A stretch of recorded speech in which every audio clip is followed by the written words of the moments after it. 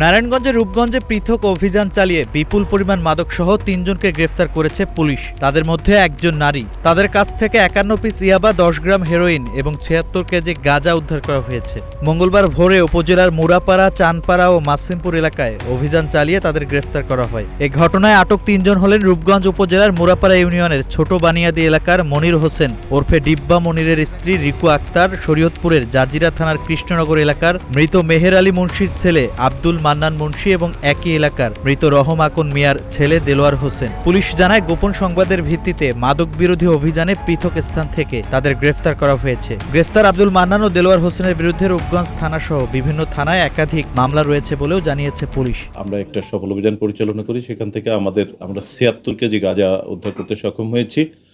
এছাড়া অন্য একটি অভিযান আমাদের পরিচালিত হয়েছে চোনপাড়া বস্তি এলাকায়। চোনপাড়া বস্তি এলাকা থেকে আমরা ২ জন মাদক কারবারিকে ১০ গ্রাম হিরোইন সহ আটক করেছি। এরপরে আবার মোড়াপাড়া এলাকা আরও একটি সফল অভিযান পরিচালনা করা হয়, সেখানে একজন আসামি গ্রেপ্তার এবং ৫১ পিস ইয়াবা আমরা উদ্ধার করতে সক্ষম হয়েছি।